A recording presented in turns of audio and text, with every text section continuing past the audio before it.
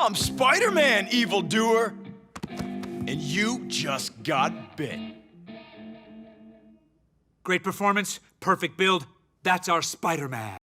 Peter Parker or Spider-Man is Marvel's biggest character till date. But then why don't they make a movie about him themselves? For that, we have to rewind a little bit. In the 90s, despite of being at the peak of their publishing business, Marvel was fighting to stay alive. They were about to go bankrupt. In those days, Marvel wasn't in the movie business. They made money by licensing their characters to other studios to make movies about them. Marvel, while fighting bankruptcy, needed cash. Here entered Sony. Sony had its eyes on Spider-Man and Marvel needed cash.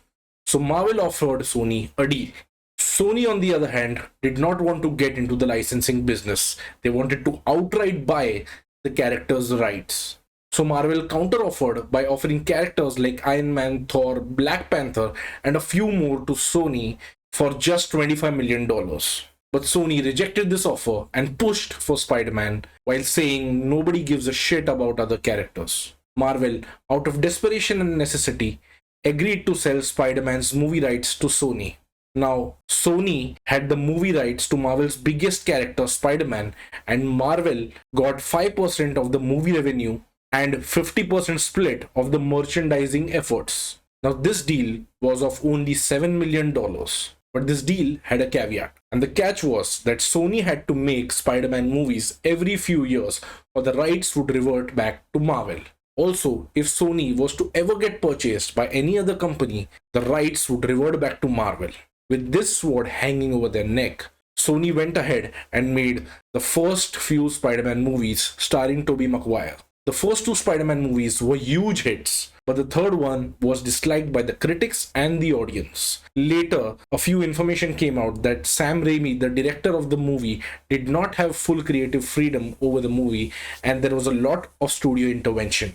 After this failure, Sony had no time to think. They needed to get another Spider-Man movie out as soon as possible. And this time they went with a hard reboot of the Spider-Man franchise. Here entered Andrew Garfield as Peter Parker or Spider-Man. The Amazing Spider-Man movies starring Andrew Garfield were mediocre from a storytelling point of view. Despite all its flaws, people loved Andrew as Peter Parker or Spider-Man and also the director's vision and the art style. While all this was happening, Marvel entered the movie business. Disney bought Marvel. They created a larger cinematic universe called the Marvel Cinematic Universe, or as they refer to it as MCU today. They also bought back the merchandising rights to Spider-Man while relinquishing all their rights of box office revenue. The Amazing Spider-Man franchise ended with just 2 movies. After this, a deal was struck between Disney and Marvel to bring Spider-Man to the MCU. Since then, Spider-Man has appeared in different Marvel projects, including standalone films and cameos in larger Avengers movies. Sony still owns the rights to Spider-Man and his massive library of villains. You might have a question here.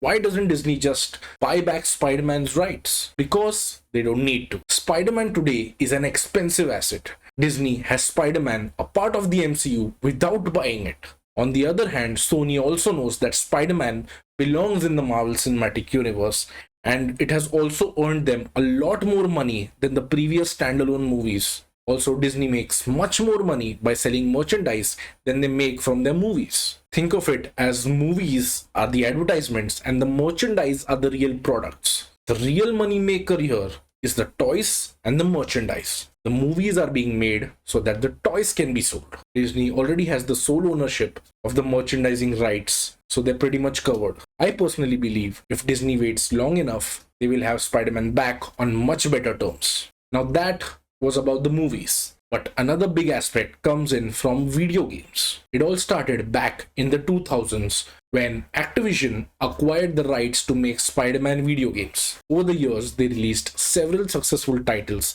like Spider-Man the movie and Spider-Man 2 the game, which were based on the blockbuster films starring Tobey Maguire. They also made games like Web of Shadows and Marvel's Ultimate Alliance, with games like Tony Hawk's Pro Skater having Spider-Man as an unlockable character. In 2010, they came up with a new game called Spider-Man Shattered Dimensions. This game received mixed reviews, with some praising its unique gameplay and some criticizing its repetitive missions. In 2012, they released several critically acclaimed games like The Amazing Spider-Man and The Amazing Spider-Man 2, which were based on the popular film series starring Andrew Garfield. However, in 2017, the rights to make Spider-Man games were acquired by Insomniac Games, who released the highly successful Marvel's Spider-Man exclusively on the PlayStation 4. The game was praised for its engaging story, stunning graphics, and satisfying gameplay.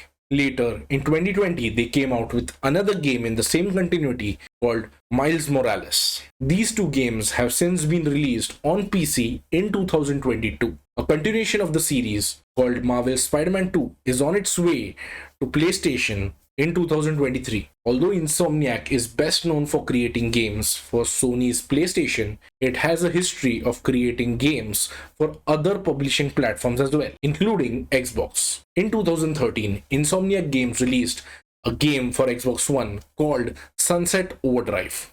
Sunset Overdrive is an open-world action game that received positive reviews for its fast-paced gameplay and colorful graphics. This game is why the current PlayStation exclusive Spider-Man games are so great and loved. It's an improvement of the same gameplay mechanics and fast-paced movement which were used in Sunset Overdrive. Today, Insomniac continues to be a leading video game studio with a reputation for creating fun and creative games. The studio is now a first-party developer of Sony Interactive Entertainment. And I personally believe Insomniac Games is like a lightning in the bottle for Sony. So the history of Spider-Man's video game rights have been a roller coaster ride, with each studio bringing different visions to light. Who knows where the rights will end up next? But one thing is for sure, Spider-Man will continue to swing his way into the hearts of his fans through years to come. Thanks for watching the video, guys. Hit the like button if you enjoyed the video and subscribe to the channel.